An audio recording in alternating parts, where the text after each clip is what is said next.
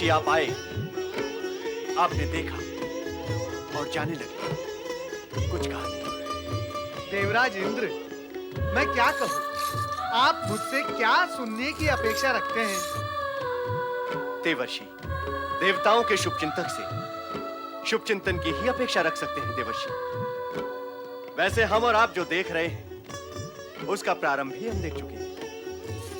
आप महिषासुर के जन्म की चर्चा कर रहे हैं देवराज? उस चर्चा से इस दृश्य का महत्व अधिक हो गया देवर्षि। आप फिर चिंतित हो गए देवराज? चिंता का विषय तो आपके सम्मुख है देवर्षि। महिष के सींगों वाला यह असुर उसी समय से भीतर चिंता बनकर आ बैठा है। अब तो यह महाचिंता बन चुका है। कृपा कर इस विपदा से मुक्त होने का उपाय बताएं देवर्षि। नारायण नारायण। देवराज इंद्र, मेरे बताए गए उपाय आपके लिए अपनाना संभव ही नहीं। आप उन्हें अपनाएंगे ही नहीं, ये मैं भली भांति जानता हूँ। इसीलिए इस विषय में मेरा मौन रहना ही उचित है। देवर्षि नारद, सारा जगत जानता है कि आप देवताओं के सबसे बड़े शुभचिंतक हैं अथवा नहीं? मैं सभी का शुभचिंतक हूँ और सभी का शुभचिंतन भी करते रहता हूँ। आप देवर्षि हैं ना, अर्थात देवताओं के ऋषि, तो सर्वप्रथम अधिकार आप पर देवताओं का है। आप कृपया कर देवताओं को इस नए संकट से मुक्ति दिलाएं और आपका देवर्षि नाम सार्थक करें। उत्तम, अति उत्तम। देवी शची, आप तो राजनीति की भाषा बोल रही हैं। वाह! मैं तो केवल आपको अपना कर्तव्य का ज्ञान करा रही हूँ देवर्षि। देवी शची, कर्तव्य के ज्ञान की शिक्षा क्या आप मुझे आपसे प्राप्त करनी होगी। मैं अपने कर्तव्य से कभी भी मुक्त नहीं होता और कृपया कर आप मुझे इसका स्मरण न कराएं।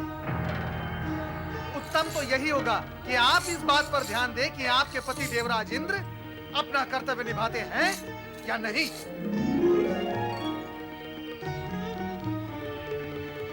स्वामी, दुखी ना हो देवी शची, दुखी ना हो। नारद को अपने देवर्षि होने पर अभिमान हो गया है, इसीलिए वे हमसे सीधे मुंह बात नहीं कर रहे। पर वे आपके कर्तव्य का भी स्मरण करा गए हैं। वो कर्तव्य कौन सा है स्वामी? ये मैं तो नहीं समझ सकी, आप ही समझाएं। ओह, तो अब तुम भी आ गई नारद लीला के चक्कर में। हम तो सदा ही अपना कर्तव्य पूर्ण करते आए हैं। एक क्षण का भी विलंब नहीं किया है हमने अपने कर्तव्य पूरा करने में।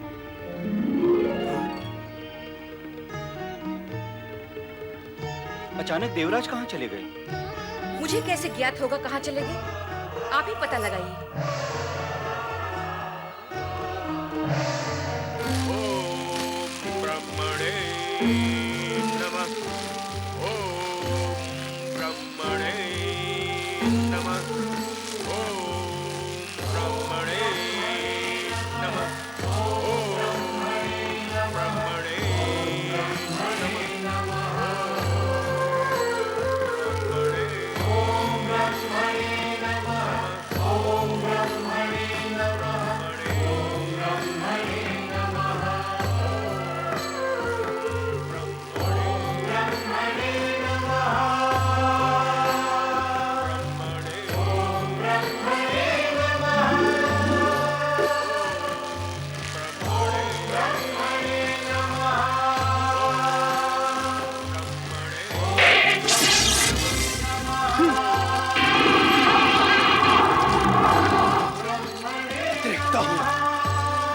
देखता हूं अग्निदेव कि तुम कब तक इस दुष्ट की रक्षा कर सकोगे।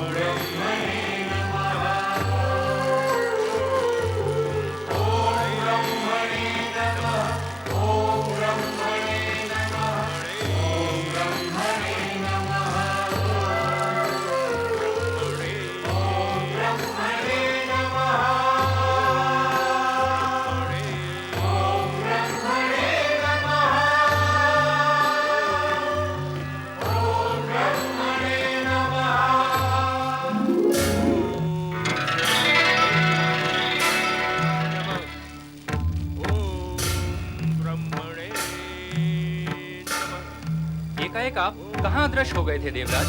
और नाग का रूप आपने क्यों धारण किया? क्या आप देख नहीं रहे हैं कि जब तब के प्रभाव से हमारा शत्रु अजय होता जा रहा है? हमारे सारे प्रहार व्यर्थ सिद्ध हो रहे हैं। यदि आप हमारी सहायता करना ही चाहते हैं तो तुरंत अपनी दिव्य शक्तियों का प्रयोग करें। आप दोनों क्या विचार कर रहे हैं? अपनी दिव्य शक्तियों का प्रयोग क्यों नहीं करते? शक्ति का प्रयोग करें और शीघ्र ही महिषासुर को समाप्त करें। आप दोनों बोलते क्यों नहीं? क्या विचार कर रहे हैं? देवराज, विचार केवल इतना ही है, जब आपकी शक्ति का महिषासुर पर प्रभाव नहीं हुआ तो ऐसे में क्या हमारी दिव्य शक्ति उसे विचलित कर सकेंगी? हाँ देवराज, जब आप उस पर विजय पाने में असमर्थ रहे तो क्या वो हमारे वश में आएगा? क्यों नहीं आएगा? क्या आपकी और हमारी शक्तियों में अंतर नहीं है? अब आप दोनों यहाँ खड़े खड़े प्रश्न उत्तर ही करते रहेंगे अथवा हमारी सहायता भी करेंगे? तनिक प्रयत्न करें। आपकी आज्ञा मानकर हम प्रयत्न भी कर लेते हैं देवराज।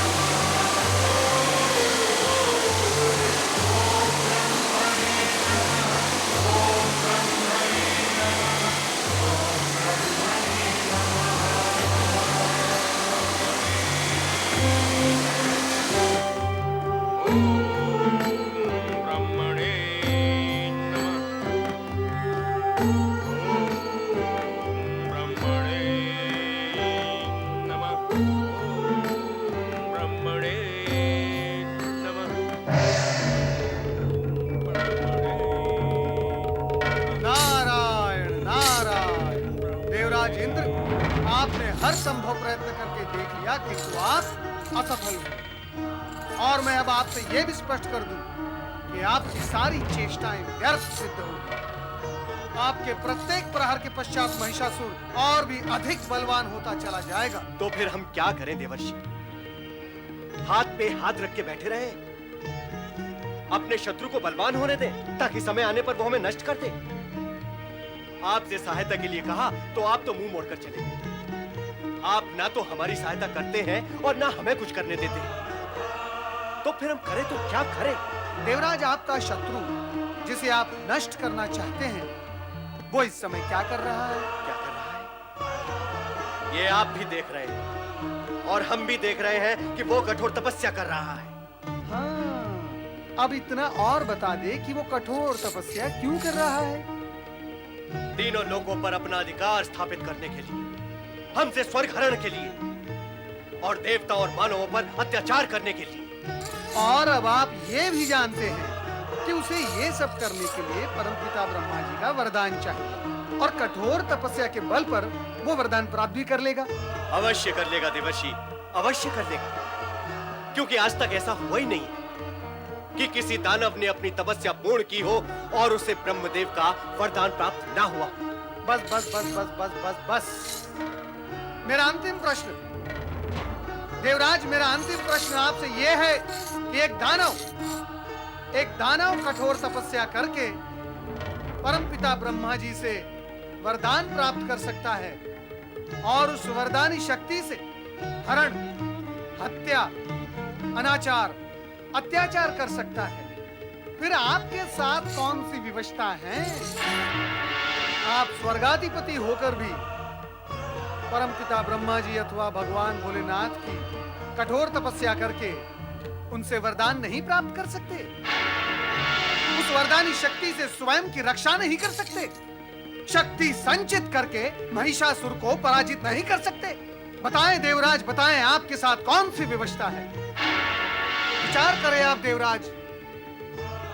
जगत यदि ये सत्य जान गया कि एक दानव तपस्या करने में समर्थ है, कठोर तपस्या करके परमपिता ब्रह्मा जी से वरदान प्राप्त करने में समर्थ है और अपनी अनुचित महत्वाकांक्षाओं को भी पूर्ण करने में समर्थ है, किंतु स्वर्गाधिपति देवराज इंद्र तपस्या करने में असमर्थ है, स्वयं की रक्षा करने में असमर्थ है। नारायण नारायण, आपकी कैसी छवि का निर्माण होगा उनकी दृष्टि में? इसका भी कभी विचार किया है आपने? आप मौन क्यों हैं? मेरे प्रश्न का उत्तर दे देवराज। क्या आपका मौन इस सत्य की स्वीकृति है कि दानव देवताओं से अधिक शक्तिशाली, समर्थ और श्रेष्ठ है? नहीं, ऐसा नहीं है देवर्षि। तो क्या दानव देवताओं की अपेक्षा अधिक सक्रिय हैं, परिश्रमी हैं, तपस्या करने में समर्थ हैं? ऐसा भी नहीं है देवर्षि। तो फिर कैसा है देवराज, कैसा है? आपने अभी तक तपस्या आरंभ क्यों नहीं की?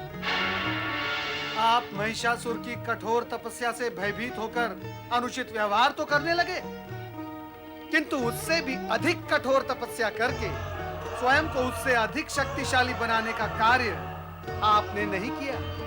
क्यों नहीं किया देवराज? आप यदि स्वयं को और स्वर्ग को सुरक्षित रखना चाहते हैं तो महिषासुर से भी अधिक कठोर तपस्या करें और परमपिता ब्रह्मा जी, भगवान भोलेनाथ और श्री हरि विष्णु को प्रसन्न करें। इसके अतिरिक्त आपकी सुरक्षा का अन्य कोई उपाय नहीं है देवराज। नारायण नारायण। देखा आपने, देवर्षि नारद हमें तपस्या में संलग्न करके निष्क्रिय कर देना चाहते हैं। उधर हम तपस्या करते रहेंगे और इधर महिषासुर ब्रह्मा जी से वरदान प्राप्त कर हमारे स्वर्ग पर अधिकार प्राप्त कर लेगा। पता नहीं क्यों देवताओं के हित चिंतक देवर्षि देवताओं का अहित विचारने लगे। अर्थात आप तपस्या नहीं करेंगे? नहीं, हम ये मूर्खता कदापि नहीं करेंगे। ओम ब्रह्मणे नमः। ओम ब्रह्मणे नमः।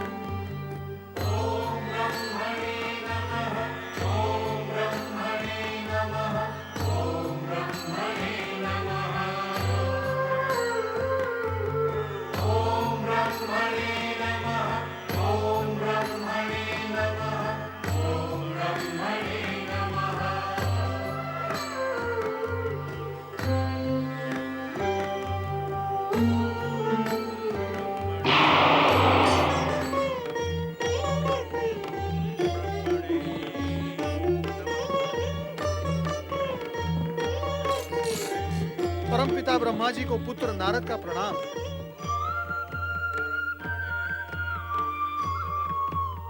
परमपिता, महिषासुर की तपस्या खंडित करने और महिषासुर पर प्रहार करने के देवराज इंद्र के सभी प्रयत्न व्यर्थ सिद्ध हुए हैं। महिषासुर की तपस्या भंग नहीं हुई। क्या आप सदा की भांति इस असुर को भी आप वरदान देकर बलशाली बनाएंगे और फिर अत्याचार, अनाचार, दुराचार, युद्ध, हरण, वे सभी कथाएं पुनः दोहराई जाएंगी? नारद, तुम भली भांति जानते हो कि तपस्या करने वाला मानव, दानव, देवता कोई भी हो, उसे इच्छित फल देना आराध्य का कर्तव्य है और परंपरा भी है। किंतु परमपिता, इसका अर्थ तो यही हुआ कि महिषासुर इच्छित वरदान पाएगा और वरदान प्राप्त करने के पश्चात मानवों और देवताओं पर अत्याचार भी अवश्य करेगा। कैसे बताएं नारद? जो भी होगा विधि के विधान के अनुसार ही होगा। नारायण नारायण।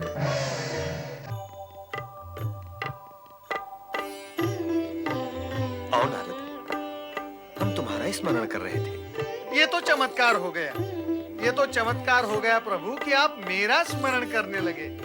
जगत तो यही जानता है कि नारद हर समय हर घड़ी नारायण नारायण का स्मरण करता है। अब आप ये बता दें कि आप मेरा स्मरण किस कारण कर रहे थे? यही बताने के लिए कि तुम्हारे मन में उठ रहे प्रश्नों का समाधान हम नहीं कर पाएंगे नारद। कारण प्रभु? भगवान शिव की इच्छा और सृष्टि के विधान के अनुसार हम ये रहस्य प्रकट नहीं कर सकते नारद, जो तुम जानना चाहते हो। अरे प्रभु, नारद कहाँ रहस्य जानना चाहता है? नारद तो केवल रहस्य का संकेत मात्र जानना चाहता है। आप अपने परम भक्त को रहस्य का संकेत भी नहीं देंगे? अवश्य देते, यदि हम ये नहीं जानते कि तुम इस जगत में रहस्य और संकेत के एकमात्र विशेषज्ञ, व्याख्याता और विवेचक हो नारद। तुम्हें संकेत मिल गया तो फिर शेष ही क्या रह गया? बीज को हाथ में लेते ही उसको वृक्ष बनाकर उसके फलों, फूलों और पत्तों की गणना करने का कार्य इस जगत में केवल तुम ही कर सकते हो नारद। नारायण नारायण। तो क्या भगवान आज नारद की प्रश्नोत्तर की झोली खाली रह जाएगी? मैं निराश लौट जाऊं? नहीं नारद, तुम्हें निराश होने की कोई आवश्यकता नहीं है। हो सकता है भगवान भोलेनाथ तुम्हारी झोली भर दें। जाओ नारद, तुम कैलाश जाओ। नारायण नारायण।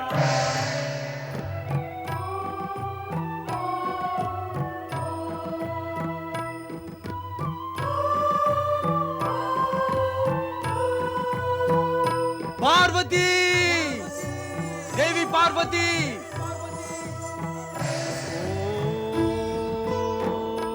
नमः शिवाय।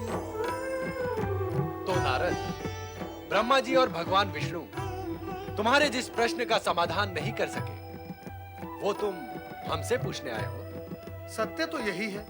सत्य ये भी है नारद कि यदि प्रश्न का उत्तर देना ही होता तो वे भी दे सकते थे। जब वे ही नहीं दे सके तो हम भी कैसे दे सकते हैं? अब प्रतीक्षा करने के अतिरिक्त अन्य कोई उपाय नहीं।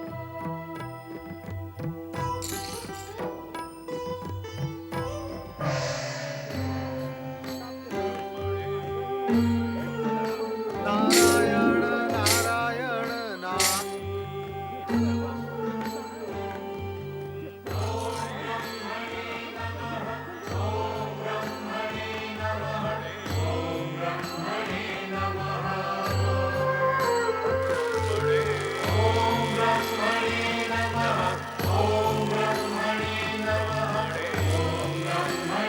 महिषासुर, महिषासुर,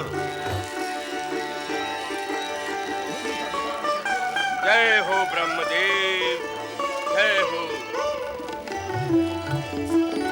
हमारे आराधक महिषासुर, हम तुम्हारी एक निष्ठ तपस्या से प्रसन्न हुए। ब्रह्मदेव, मैं आपके दर्शन पाने के लिए व्यग्रता से प्रतीक्षा कर रहा था। तुम्हारी ये व्यग्रतापूर्ण तपस्या ही हमें तुम तक ले आई है महिषासुर। कहो, क्या चाहिए तुम्हें? मैं अमर होना चाहता हूँ ब्रह्मदेव। अपने पितामह और पिता की भांति मैं मरना नहीं चाहता। यदि मेरी तपस्या की शक्ति को आप स्वीकार करते हैं तो मुझे अमरता का वरदान दीजिए। महिषासुर, तुमसे पहले सभी दानव तपस्वियों ने हमसे अमरता का ही वरदान मांगा था, किंतु आज तक हमने ऐसा वरदान किसी को नहीं दिया और भविष्य में किसी को देंगे भी नहीं। तुम्हें भी ऐसा वरदान प्राप्त नहीं होगा। ऐसा क्यों ब्रह्मदेव? इसलिए कि किसी को अमर बनाना हमारी शक्ति से परे है। जो जन्म लेता है उसका मरण निश्चित है। विधि का यही विधान है। मैंने किसी माता के उदर से जन्म नहीं लिया है ब्रह्मदेव। मैं अपनी माता और पिता की चिता से प्रकट हुआ हूँ। चिता में भी तुम माता के कारण ही प्रकट हुए थे। प्रकट होना और जन्म लेना पर्याय शब्द हैं। जिस क्षण तुम प्रकट हुए थे उसी क्षण तुम्हारे मरण का समय निश्चित हो गया। तुम जैसे वीर दानव को मृत्यु से भयभीत होने की कोई आवश्यकता नहीं है महिषासुर। तुम दानवों में अति असाधारण दानव हो और सदा असाधारण जीवन ही जियोगे। अमरता के अतिरिक्त तुम जो वरदान मांगोगे तुम्हें मिलेगा। आप सत्य ही कह रहे हैं ब्रह्मदेव। मरण से भयभीत होना हम दानवों को शोभा नहीं देता। अब यदि आप दे सकते हैं तो मुझे मनमोहक व्यक्तित्व, अपार शक्ति, इच्छानुसार रूप धारण करने की क्षमता तथा इच्छा से सेना, अस्त्र शस्त्र प्रकट करने का सामर्थ्य प्रदान करें। इस जगत में देवता, दानव एवं मानव कोई भी मेरा संहार करने में समर्थ ना हो। तो फिर अपनी मृत्यु का कारण तुम स्वयं निश्चित कर लो महिषासुर। तुम जैसे वीर को वीर गति प्राप्त होनी चाहिए। असाधारण जीवन जीने वाले के लिए साधारण मृत्यु अशोभनीय है। तो फिर ब्रह्मदेव मुझे किसी स्त्री के हाथों से मरने का वरदान दें। स्त्री अबला होती है और जो अबला होगी वो मुझे मारने का साहस ही नहीं कर पाएगी। स्त्री अबला होती है अथवा सबला, यहाँ इस समय यह विषय नहीं है। हम तो तुम्हें तुम्हारा इच्छित वरदान देंगे ही। हम तुम्हें वरदान देते हैं कि तुम्हारा मरण किसी देव, दानव या मानव के द्वारा न होकर एक स्त्री के हाथों होगा। तथा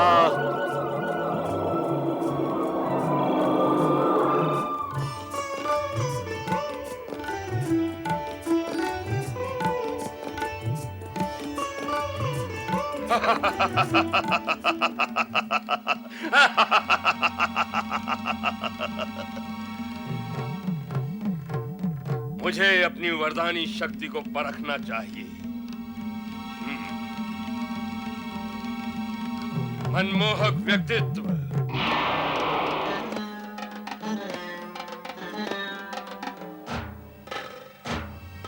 मुकुट, अस्त्र शस्त्र,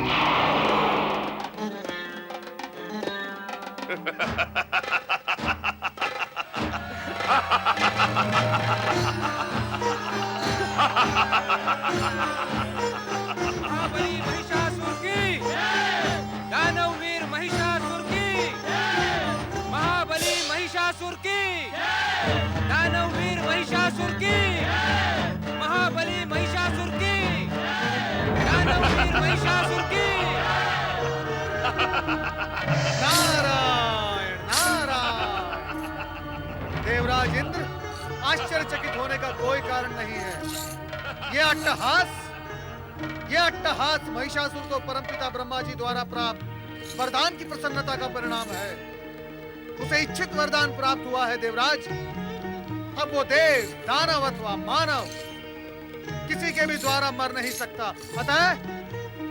अतः बुद्धिमानी इसी में है कि आप उसे मारने का विचार त्याग कर चुपचाप उसकी शरण में चले जाएं। देवर्षि, आप क्या यहाँ हमें कायरता का उपदेश देने आए हैं? नारायण नारायण। क्या करूं देवराज, वीरता का उपदेश आप समझते कहाँ हैं? एक हितैषी होने के नाते मैंने आपको तपस्या करने का परामर्श दिया था। देवर्षि, यदि आप हमारे हितैषी होते तो अपने पिता ब्रह्मा जी को महिषासुर को वरदान देने से रोकते, किंतु आपने वैसा नहीं किया। अतः अब हमें भी आपके परामर्श की कोई आवश्यकता नहीं है। नारायण नारायण। अभी वो युग और समय नहीं आया देवराज कि पुत्र पिता को रोक सके। हमारी परंपरा में अब भी पिता को ही पुत्र को रोकने का अधिकार प्राप्त है। और अब तो अभिमान के कारण आपके भाव और भाषा दोनों ही कठोर हो चुके हैं। मैं तो अपना परामर्श अपने साथ ले ही जा रहा हूं देवराज, क्योंकि अब आपको इसकी आवश्यकता नहीं रही। किंतु इतना स्मरण रहे कि अभिमान ही सदा पतन का कारण बनता है, और ये सत्य शीघ्र ही आपके सामने प्रकट भी हो जाएगा। नारायण नारायण। देवगण, युद्ध की तैयारियां आरंभ की जाएं। असुरराज महाबली महिषासुर की जय। महाशक्तिशाली दानववीर महिषासुर की जय। असुरराज